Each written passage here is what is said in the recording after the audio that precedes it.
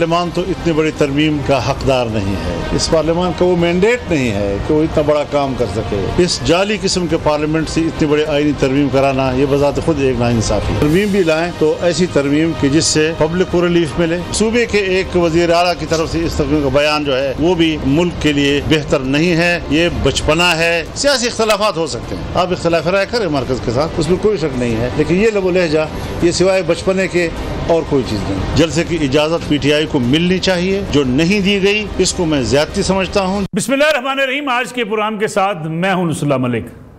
नाज़रीन, पाकिस्तान की सियासी तारीख में सियासी जमातों पर पाबंदी लगती रही, जलसे जुलूस रोके जाते रहे, कारकुनों को जेल भेजा जाता रहा, लोगों ने कोड़े खाए, लोगों ने सख्तियां बर्दाश्त की और मुकदमात का सामना किया।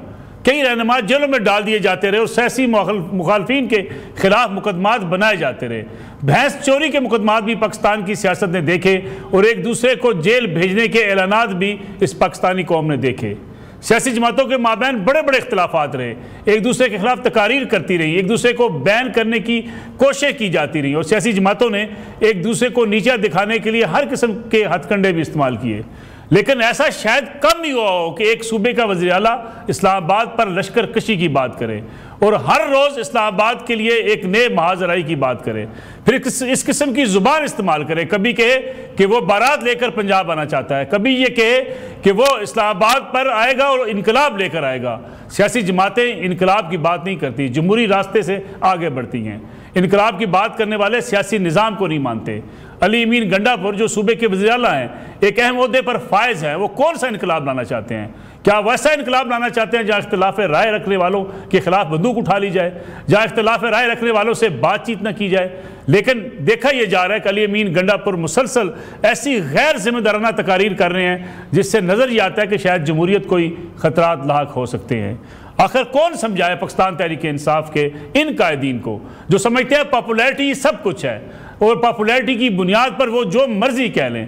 अली अमीन गंडापुर साहब ने पेशावर पहुंच के जो बयान दिया, जरा सुनिएगा कि वो किस हद तक मुल्क की सियासत को जमहूरियत से उतार के किसी और तरफ ले जाने की बात कर रहे हैं। मैं बाकायदा तौर पे आज इनकलाब का ऐलान कर रहा हूँ, क्योंकि इनकलाब के अलावा इस वक्त हमारे पास कोई और हल नहीं है। इस मुल्क के अंदर आप पर ये गोलियां बरसा रहे हैं। आज हमारे 2 कारकुनों को गोलियां मारी गई। अगर कोई गोली बरसाएगा उस पे गोली बरसाई जाएगी। तुम एक गोली चलाओगे, हम 10 चलाएंगे। तुम एक टीयर गैस मारोगे, हम 10 मारेंगे। तुम एक लाठी मारोगे, हम 10 मारेंगे। पख्तूनख्वा के लोगों सुन लो, तमाम कबाइल के लोग हमारी पार्टी में हैं। तमाम कबाइल अपने जिरगे करो और ये फैसला करो कि आज कोई और है तो कल तुम भी हो सकते हो। सब मुत्तहिद लोग इकट्ठे हो जाओ। इसके बाद हम अगर जाएंगे और कोई ये समझता है ये पंजाब हमारा है, और कोई ये समझता है पंजाब की हवा हमारे साथ है, कोई ये समझता है कि वो हमें मारेगा, तो फिर मरने के लिए तैयार रहे। हुकूमत की रिट यही होती है कि अगर वो जलसे जुलूस पर पाबंदी आयद कर दे तो सबको उसका एहतराम करना पड़ता है। बेशक उस पर एतराज़ किया जाए, बेशक कहा जाए कि यह गैर जमहूरी रवैया है, लेकिन अगर हुकूमत किसी जलसे की इजाज़त ना दे तो उन सियासी जमातों को अपने कदम रोकने पड़ते हैं। यही पूरी दुनिया के अंदर होता है। कभी ऐसा नहीं होता कि किसी सियासी जमात को किसी जलसे से रोक दिया जाए, वो बंदूक उठाने की बात करे, वो पुलिस पर लाठियां बरसाए, वो कहे इस्लामाबाद में क्रेन्स लेकर आऊँगा और मैं गाड़ियाँ लेकर आऊँगा और उठा के सारी चीज़ें ज़मीन पर मारूंगा और इस्लामाबाद हर हाल में दाखिल होंगे। इस किस्म की सियासत मुल्क को किस तरफ लेकर जा रही है? क्या अली अमीन गंडापुर साहब को इस बात का एहसास है कि जिस सूबे में वो वज़ीर आला है वहाँ यही बात की जाती थी, डायलॉग नहीं होगा, वहाँ यही बात की जाती थी, जमहूरियत नहीं होगी, वहाँ यही बात की जाती थी, आइन को नहीं मानते, कानून को नहीं मानते, हुकूमती रिट को नहीं मानते, फिर उस सूबे ने जो कुछ भुगता है वो आपके सामने है। इसमें भी बात करेंगे। आज के प्रोग्राम के अंदर मेरे साथ मौजूद है पाकिस्तान तहरीक इंसाफ के सीनियर रहनुमा शौकत बसर साहब। शौकत बसर साहब, आपका बहुत शुक्रिया। उनके साथ तशरीफ रखते हैं कादर खान मंदोखेल साहब, पाकिस्तान पीपल्स पार्टी के सीनियर रहनुमा हैं। उज़मा कारदार साहबा लाहौर स्टूडियो में पाकिस्तान मुस्लिम लीग नवाज की सीनियर रहनुमा हमारे साथ मौजूद हैं। शौकत बसर साहब, प्रोग्राम का आगाज़ में आपसे करना चाहूँगा, अगरचे आपके एतराज़ात भी दुरुस्त हैं, आपका एहतजाज भी दुरुस्त है कि आपको जलसे की इजाज़त नहीं मिलती, आपको रोका जाता है, लेकिन ये किस मुल्क के अंदर होता है कि एक सूबे का मुंतखब वज़ीर आला ये कहे जो सरकारी वसाइल उसको दिए गए हैं, जो बंदूकें उसको दी गई हैं, जो पुलिस फोर्स उसको दी गई है, वो आपके और मेरे टैक्स पैसों से दी गई है, वो बंदूकें चलाने की बात करें रियासती इदारों के ऊपर? मल साहब, पहली बात तो ये है कि मुझे पाकिस्तान के मीडिया से भी हमदर्दी है, आप लोगों से भी हमदर्दी है कि कल पिंडी में एहतजाज हो रहा था जहाँ पर शेलिंग हुई, डायरेक्ट फायरिंग हुई, 80 साल की रोशनारा बेगम दहशत गर्द डिक्लेयर हुई, मस्जिदों के अंदर लोगों अपनी जानें बचा रहे थे, लेकिन डायरेक्ट उनके ऊपर फायरिंग और आपने देखा कि शेलिंग हो रही थी, लेकिन आप लोगों को इजाज़त नहीं थी कि मीडिया जो है ये चीज़ें नहीं दिखाएगा। बिल्कुल आपने दुरुस्त कहा कि जिस मुल्क में जमहूरियत होती है, क्योंकि हमारे मुल्क में जमहूरियत कहने को तो है, लेकिन इमरान खान साहब कहते हैं इस वक्त मार्शल्ला प्लस है। ऐसा तो हमने कभी मार्शल्ला के अदवार में भी नहीं देखा था कि इस तरह का जुल्म, जबर, फिस्तायत कि आप इस बुनियाद पर कि आपने एक्सटेंशन लेके देनी है कुछ लोगों को, तो आप हमारी बसर साहब बड़ी माजरत के साथ, बसर साहब बड़ी मैं ऐसे नहीं, मलक साहब नहीं, मलक साहब नहीं, मलक साहब मैं आपको नहीं बोलने दूंगा, मलक साहब मैं प्रोग्राम से चला जाता हूं, मैं प्रोग्राम से चला जाता हूं, ये नहीं, no no no no no no no no no, आपने इंट्रो दिया, मुझे बात करने दीजिए, मुझे नो, मैं आपको नहीं बोलने दूंगा, नहीं बोलने दूंगा, अगर आपने मुझे, मैं नहीं बोलने दूंगा ना, आप मुझे बात मुकम्मल कर दीजिए। Thank you very much, thank you Malak साहब।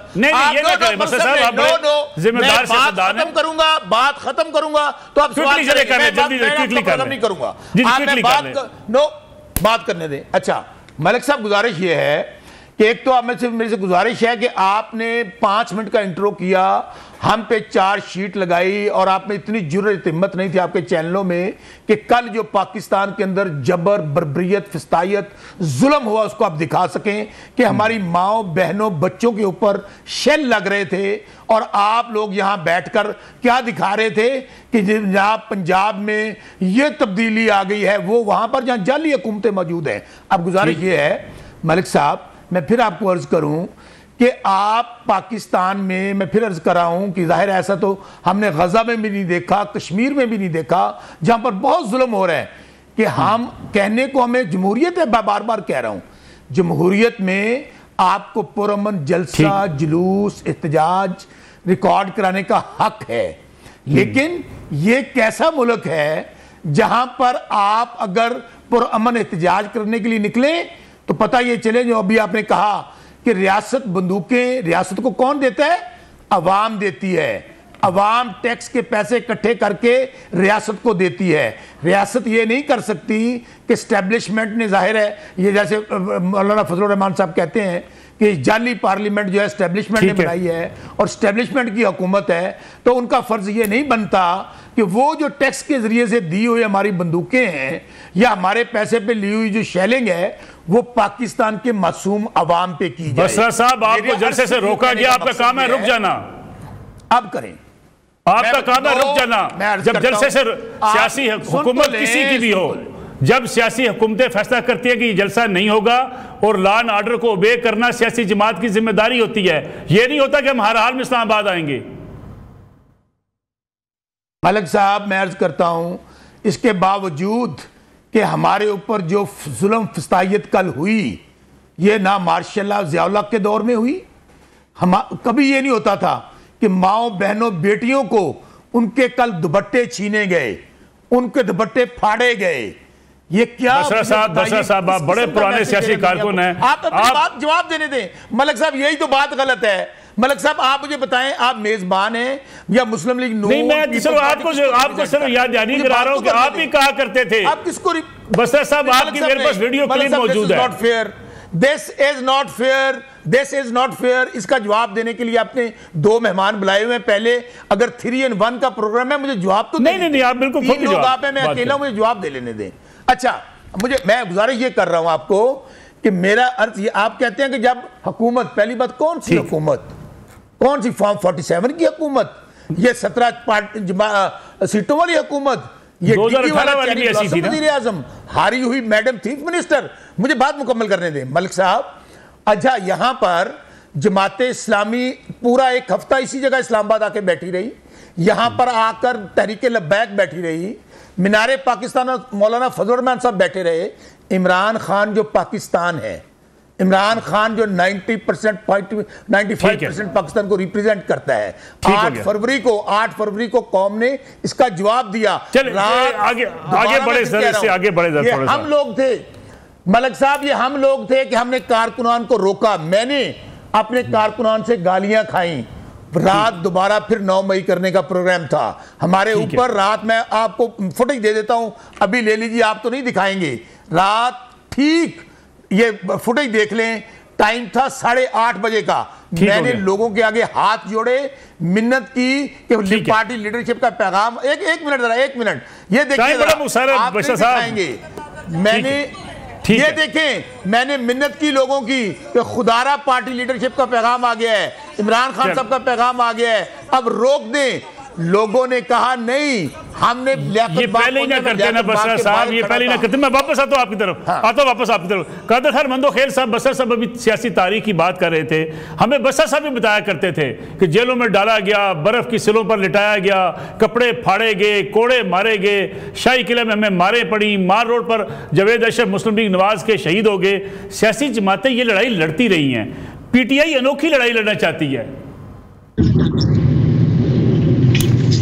ये शौकत बसरा साहब से ये पूछे, जिस पार्टी में आप थे, पीपल्स पार्टी में, क्या एक झूठे मुकदमे में शहीद जुल्फकार अली भुट्टो को हमसे अलग नहीं किया? क्या दहशतगर्दों ने बीबी शहीद को हमसे अलग नहीं किया? क्या जालों को 80,000 कोड़े नहीं लगे? क्या दहशतगर्दी में 600 से ज्यादा जाले नहीं शहीद हुए? तो हमने तो आसमान सर पे नहीं उठाया, हमने तो सियासी जदोजहद की है।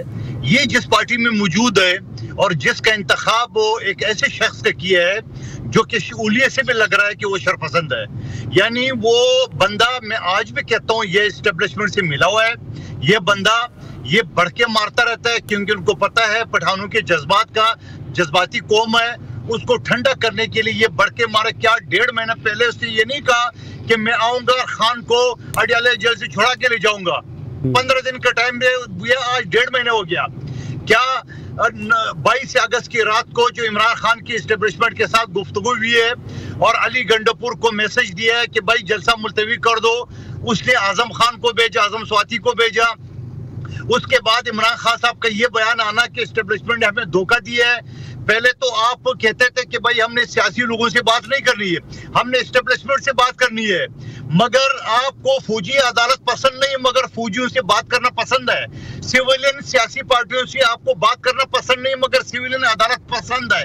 और फिर इनके इमरान खान साहब जो जेल में बैठा हुआ है, एक दिन एक वो इनका वो होता है, इशू होता है, दूसरा वो जो बेचारा है इनका रूफ हसन साहब, जो खान साहब से मुलाकात नहीं, उन्होंने कहा नहीं जी हम तो एस्टेब्लिशमेंट से बात करके रहेंगे, हमारा बगैर चारा नहीं। एक रात में इस बेचारे को फारिग कर दिया है। और फिर उसके बाद कल का जो हुआ, खुद ये मेरे साथ एक शो में शौकत बसरा साहब कह रहे हैं कि इमरान खान साहब का मैसेज है कि ये जो जुलूस है या जो ये जो हड़ताल है ये खत्म करो। हमने खत्म किया है, लेकिन ये नहीं बताया कि खान साहब ने किस तरह जेल के अंदर से इनको मैसेज भेजा। क्या ये भी एस्टेब्लिशमेंट का एक मोरन से रफ्ते में? और फिर मैंने वो जो देखा जो पुलिस शेलिंग कर रही थी आवाम के ऊपर, गलत की है, कोई शक नहीं, मगर मैंने एक शख्स को जो पश्तो में लोगों को बोल रहे गोलियां बरसाओ पुलिस के ऊपर, ये भी सबने देखा। और फिर ये बताओ कौन सा असला उनके पास नहीं था? अब जाके शौकत बसरा साहब और उनकी पार्टी ये दावा कर रही है कि अगली मर्तबा आंसू गैस भी ले आएंगे, रबड़ की गोलियां भी लाएंगे, पेट्रोल बम तो पहले से इमरान खान साहब एक्सेप्ट कर चुके हैं कि जमान पार्क से हमने पुलिस में पहनगा, और असले जदीद असले तो पहले से इनके पास है, सरकारी मशीन उनके पास है। ये बताए कि ये पार्टी को या पाकिस्तान को कहां ले जाना चाह रहा है। लेकिन मैं आपको बता दूं ये सिर्फ भड़के हैं, कुछ भी नहीं कर सके। जो उन्होंने काम हर हालात में लियाकत बाग पहुंचेंगे, फिर रास्ते में क्यों मुलतवी करना पड़ा? क्या उनको नहीं पता था कि हुकूमत तैयारी में है? क्या उनको नहीं पता था कि पंजाब पुलिस तैयारी में है? तो जब ये पता था कि तैयारी में है तो फिर ये अपना ताकत दिखा देते हैं, फिर ये बीच रास्ते में न भाग जाते हैं। सवाल ये है इसी तनख्वाह पे काम करेंगे। खान जेल में सड़ रहा है और ये यहाँ टॉक शो में जलसे जुलूस करके अपना टाइम पूरा कर रहे हैं। 9 महीने हो गए वजीर आला खैबर पख्तूनख्वा को, वो अपने इक़्तिदार के मजे ले रहे, आवाम को कुछ नहीं दे रहे। आवाम को ये कह रहा है मैं खान को अभी रिहा कराऊंगा, अगले महीने रिहा करूंगा। बेवकूफ बना रहा है सबको, कुछ भी नहीं कर सके। 5 साल तक इसी तरह ये बढ़के मारते रहेंगे और खान जेल में पड़ा रहेगा। ठीक, उस्मा कारदार साहब, अभी जो बसर साहब कह रहे थे हमारे ऊपर लाठियां बरसाई गई, कारकुन आगे आना चाहते थे, इमरान खान का पैगाम मिला, वापस चले गए। आप इन्हें आने दें, कंट्रोल कर लें, बेशक किसी इंतशार से बचने के लिए पुलिस फोर्स तैनात कर लें, इनका ये झिझक तो उतार देना। लाहौर में आपने जलसा करने दिया, पिंडी में करने नहीं दिया। बिस्मिल्लाहिर्रहमानिर्रहीम, बहुत शुक्रिया मलिक साहब, आपने मुझे इनवाइट किया। मलिक साहब, सब बातें एक तरफ और ये एक बात जो शौकत बसरा ने की वो एक तरफ। आप मुझसे पूछेंगी वो क्या बात है? वो ये बात है इमरान खान पाकिस्तान है। आप मुझे ये बताएं कि पाकिस्तान के 23 करोड़ जो अवाम हैं उनकी कोई वक़्त वैल्यू नहीं, पाकिस्तान की कोई वक़्त वैल्यू नहीं, पाकिस्तान सिर्फ एक शख्स का मरहूने में है। 23 करोड़ हमारे साथ हैं। अच्छा, और ज़रा मैं इनसे पूछना चाहती हूँ कि इनको इलेक्शन में कितने वोट पड़े? इनके 100 सीटें पंजाब में हैं, 100, इनको 1 करोड़ 1.5 करोड़ से ज़्यादा वोट नहीं पड़े। और उसमें ये इतनी बड़ी ये जो स्टेटमेंट्स दे रहे हैं, इनके दिल में पाकिस्तान की कोई मोहब्बत नहीं, पाकिस्तान इनकी रेड लाइन नहीं है। ये जो इस वक्त तमाशा इन्होंने लगाया हुआ है ये उसी का एक अक्कास है। आपने गंडापुर की बात की, देखिए पहले जो गंडापुर जो है वो एक इनके हाथ में एक खिलौना है, असल तो बानी है जो बैठा हुआ है अडियाला में।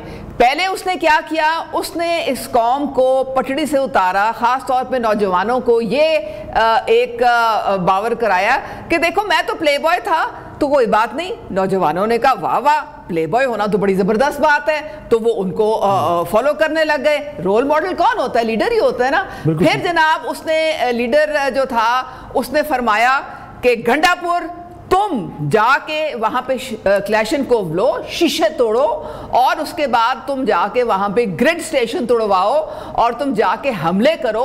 तुम कहो कि इस्लामाबाद पे मैं हमला करने आ रहा हूं। तो ये सारी जो बयानिया है ये भी बानी का है, और बानी ये इस बयानिए से नौजवानों को पाकिस्तान के ये सिखाने की कोशिश कर रहा है कि बदमाशी, दादागिरी, बेशर्मी ये तुर्रा इम्तियाज है तुम्हारा, और ये तुम करोगे तो इससे तुम्हें इज्जत मिलेगी, ये तुम करोगे तो तुम हीरो बन जाओगे।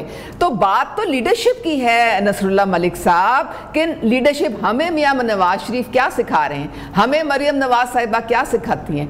वो कहती हैं कि आपने सिर्फ कौम की खिदमत का जज्बा लेके आगे बढ़ना है, किसी से कोई इंतकाम नहीं करना। आपका फोकस सिर्फ इस बात में होना चाहिए कि आपने पाकिस्तान के अवाम की बेहतरी के लिए क्या काम करना है, और कोई आपकी वजह नहीं यहाँ पे ऐवानों में बैठने की, और कोई वजह नहीं आपकी किसी किस्म की कोई मराहत लेने की। इनका देखे ना, इनका आप देख लेना तर्ज अमल क्या है। ये सब असेंबलियों में बैठे हुए, ये वहां पे तनख्वाहें ले रहे हैं, ये मराहत ले रहे हैं, ये स्टैंडिंग कमेटी के सारों के मेंबरान हैं, हर चीज वो कर रहे हैं। इनकी तो मौजें लगी हुई हैं, ये इनकी मौजें लगी हुई हैं। बानी साहब बैठे हुए हैं वहां पे अडियाला में, ये बहुत खुश हैं कि वो बैठे हुए हैं, क्योंकि इनकी चांदी तब है, वो बाहर आ जाएंगे तो चाहते हैं जेल में। तो बात सारी ये है कि ये इनका सवाए इंतशार फैलाने के, और ये इनकी क्या मजाल थी।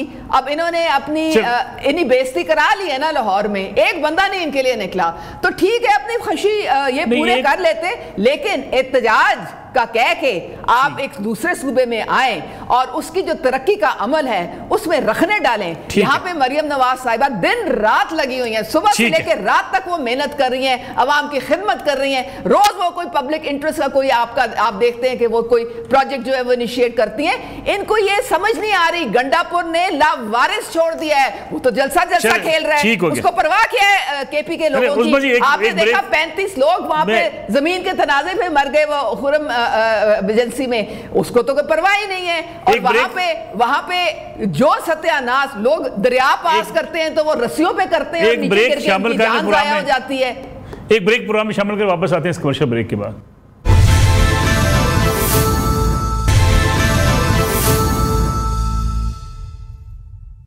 प्रोग्राम में एक बार फिर खुश आमदेद। शौकत बसर साहब अभी मंदोखेल साहब ने बात की कि बढ़ के मारी जाती हैं, और इसमें कुछ शक भी नहीं है। आप बेशक मुझसे इख्तलाफ करेंगे, लेकिन बसत एहतराम में आपकी खिदमत में 2-4 गुजारिशात कर देता हूँ आगे बढ़ने से पहले।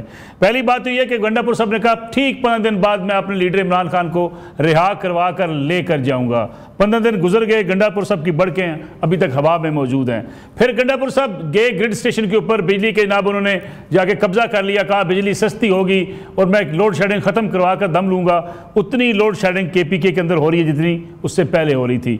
और अगर थोड़ा सा हिस्ट्री में जाएँ, आपको याद होगा, आप कहते हैं जी हम पुरअमन जुलूस करना चाहते हैं। इस्लामाबाद में धरना दिया आपने, आप लोगों ने। कब्रें इस्लामाबाद फेडरल कैपिटल में खोदी गई।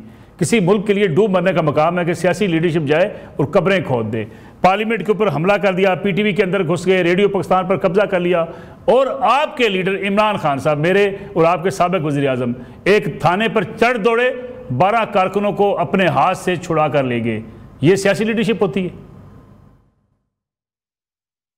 मलक नसरुल्लाह साहब, वक़्त कम है और मुकाबला सख्त है।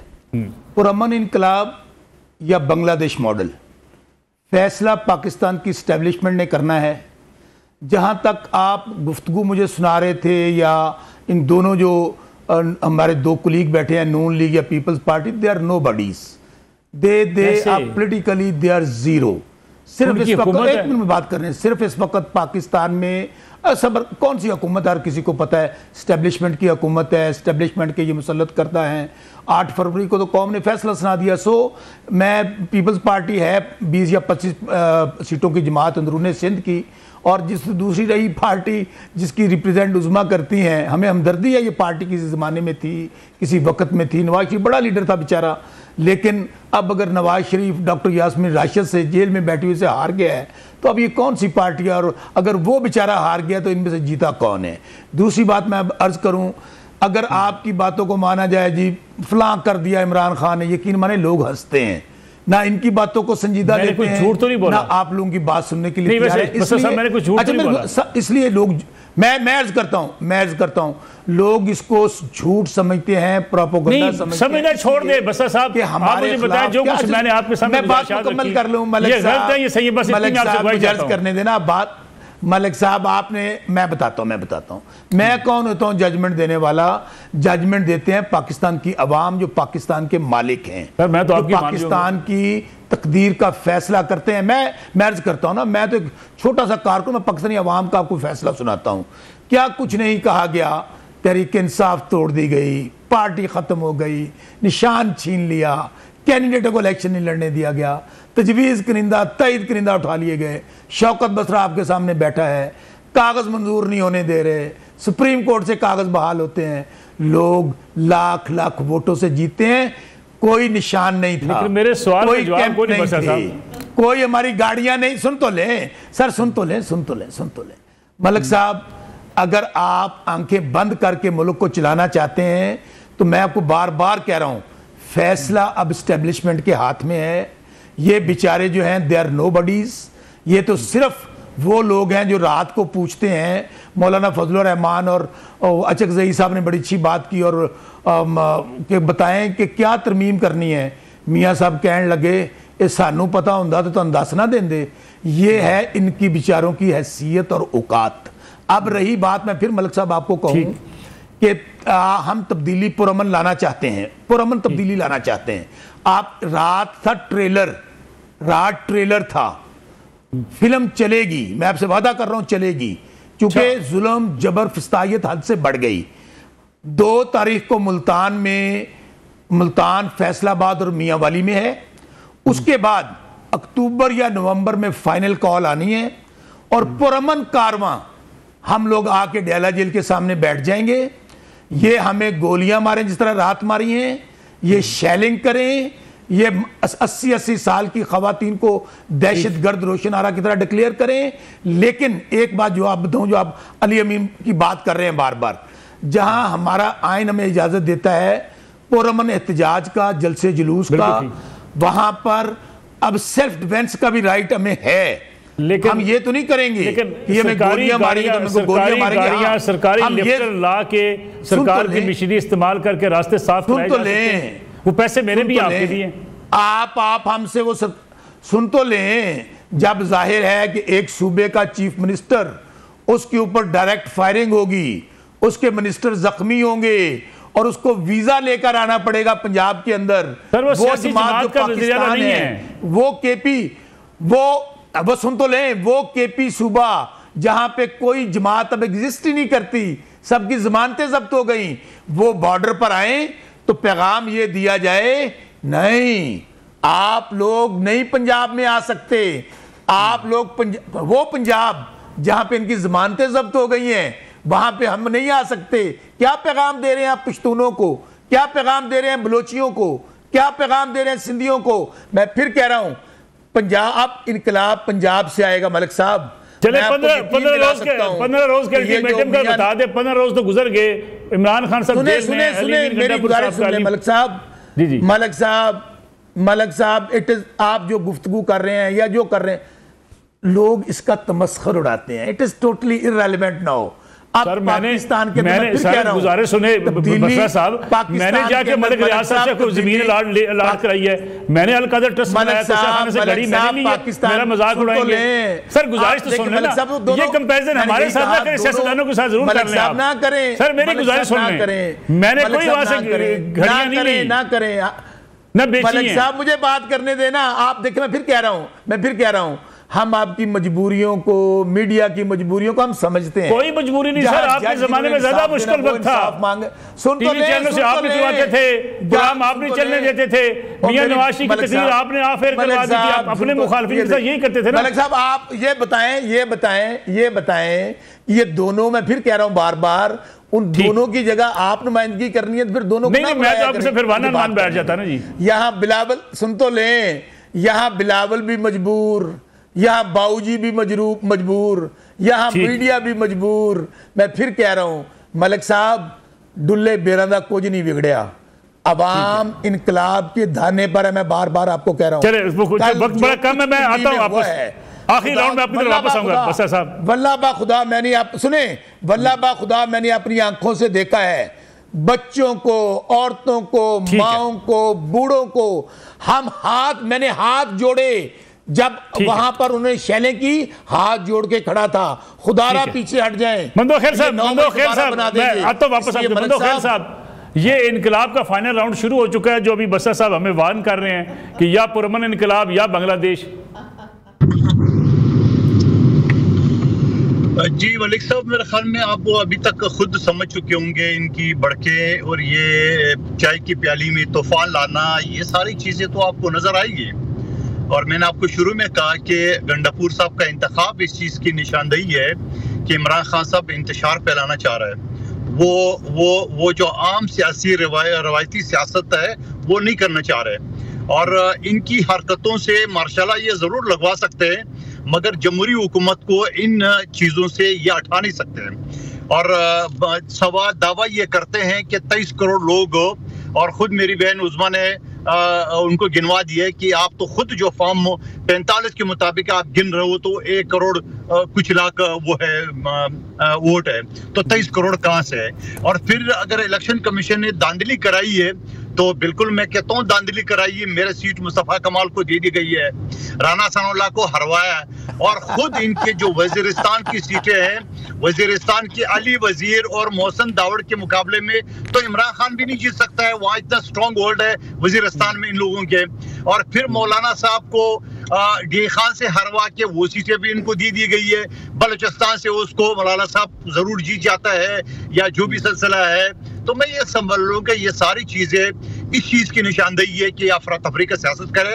आप खुद देख ले, आज 9 महीने हो गए असम्बली को बने हुए, 9 महीने में आप मुझे 1% इमरान खान साहब का केस आगे पढ़ते हुए या उनकी रिहाई की तरफ आपको 1% लग रहे कि ये रिहा हो जाएंगे। हाँ, मजे ये जरूर लूट रहे पार्लियामेंट लॉजेस के, DA कमेटियों के, खैबर पख्तूनख्वा की हुकूमत के करोड़ों रुपए जो ना वजीरों को वो करके।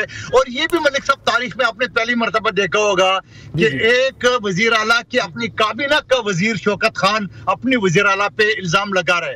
वो को शेर अफजल मरवत ने पिछले वजीर आला पे लगाए थे महमूद खान और परवेज खटक के ऊपर, मगर शौकत खान इनके काबीना का सीनियर वजीर है, उसने तो अपनी वजीर आला के खिलाफ वो लगाया। और फिर आपको ये भी याद दिलाऊं, एक तजज़िया निगार है रिटायर्ड ब्रिगेडियर महमूद शाह साहब, पश्तून स्पीकिंग है, उसने ये कहा कि TTP का गंडापुर ग्रुप है और TTP का डी खान ग्रुप है। किसी ने चैलेंज किया उस इंटरव्यू को। और फिर मैं ये कहना चाह रहा हूँ जो असेंबली में बैठे हुए हैं, बिलावल भुट्टो साहब ने, जहां इमरान खान साहब का भी साइन है मिसाक के जमहूरियत पे, वह आइए आईनी अदालतों में आप असेंबली के अंदर बैठे हुए आप कानून साजी करें। हुकूमत की 100 पॉइंट होंगे, आप 100 से इनकार कर दें, मगर जो अच्छी पॉइंट है उसमें तो इकरार करें। हाँ, ये खुशाइन बात है कि मौलाना साहब के साथ ये मसौदा एक्सचेंज कर रहे हैं, मौलाना साहब हमारा साथ भी मसौदा एक्सचेंज कर रहे हैं। अल्लाह करे कि ये सियासी पटली पे चल पड़े। अगर उनका ये ख्याल है, या जैसा अली अमीन गंडापुर ने कहा कि हम जो है ना आडियाला जेल पे इरगाल करेंगे, इनकलाब लाएंगे, तो मैं ये कहूंगा आपके शो के तौर से, क्योंकि मेरा तारीख बलूचिस्तान से ओरिजिनली, बलूचिस्तान में एक बेहतरीन जेल है अंग्रेज ने बनाया मत जेल के नाम से, जरा उनके बारे में पीटीआई वाले तजिया कर ले, उसकी हिस्ट्री ले ले। मुझे लग रहा है ये खान साहब को अडियाला जेल में ये खुद नहीं रहने देते, ये उनको मत जेल भेजना चाह रहे हैं। तो मैं ये समझ रहा हूँ कि ये सारी चीजों से न तो कोई इनकलाब आएगा, जो शख्स सर से लेके पांव तक करप्शन में मुब्तला हो, अली गंडापुर की बात करो, वो इनकलाब लाएगा। बस उसने उलिया ऐसे बना लिए लोगों को खुश करने के लिए, सुल्तान राय का वो डंडा लेके, क्लाशिंकोव लेके गाड़ियों के शीशे तोड़ना, ये सारी चीजें जो ना ये करके लोग उससे खुश हो जाते हैं। लेकिन मैं आपको बता दूं, यही आपको बसरा साहब याद रखेंगे, कल लोगों ने गालियां दी अली गंडापुर को, कल इन्होंने अपनी क़यादत को गालियां दी है कि तुम लोग बिजदल हो। तो मैं समझ रहा हूं कि एक दिन आपको याद होगा उमर अयूब को इस्लामाबाद हाई कोर्ट के हाथे में कारकुनों ने घेरा और उसको गंदी गंदी गालियां दी और ये कहा कि हम तुम्हें गिरबान से पकड़ के तुम्हें खींचेंगे, घसीटेंगे रोडों पे। तुम ये इन बेवकूफ बातों से आवाम जो है ना तसली नहीं होगी, आवाम इनको खुद गिरबान पकड़ेंगे। पंजाब पुलिस को या किसी और पुलिस को इनको पकड़ने की जरूरत नहीं पड़ेगी, खुद इनके अपने कारकुन उनकी हरकतों को जैसे इनको गिरबान में पकड़ेंगे। मैं दोबारा कहूंगा, बिलावल भुट्टो साहब ने जो बात की आईनी अदालतों की जजेस के अपॉइंटमेंट के ऊपर, इनके ऊपर आई है, अपना कंसेंसस जो है ना उसमें डेवलप कर दे। आपको कोई चीज हमारी बुरी लगी है तो आप जरूर रिजेक्ट कर ले, मगर ये ना कहे कि खान है तो पाकिस्तान है। तो आप यकीनन लोग आपको इस चीज का जवाब देंगे कि कोई खान मान नहीं है, पाकिस्तान है तो हम है, वरना कोई आदमी पाकिस्तान से बाहर जाके, मैं भी पूरी दुनिया घुमाऊं, किसी ने अपनी औकात देखनी हो तो पाकिस्तान से बाहर जाके देख ले, टके की इज्जत किसी की नहीं होती है। ये पाकिस्तान है जिसने मुझे और बसरा साहब को और आपको इस पोजीशन पे बिठाया, इसी मुल्क का हम इज्जत करना चाहिए, क्योंकि इसी का हम खाते हैं, इसी का मुड़ते हैं। यहाँ पर हम एक ब्रेक के वक्त में वापस आते हैं, इस ब्रेक के बाद।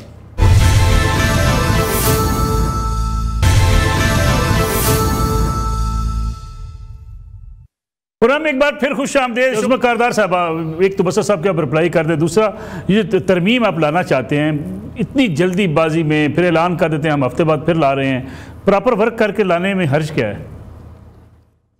नसरुल्लाह साहब, एक तो इनका रोना पिटना, इनके आंसू थम नहीं रहे हैं। प्रॉब्लम यह है कि इनको NRO चाहिए, NRO इनको मिल नहीं रहा है। ये इनका कोई अब कोई इनको ना पूछने वाला है, और गीदड़ भभकियाँ इनकी आप सुनते जाएं।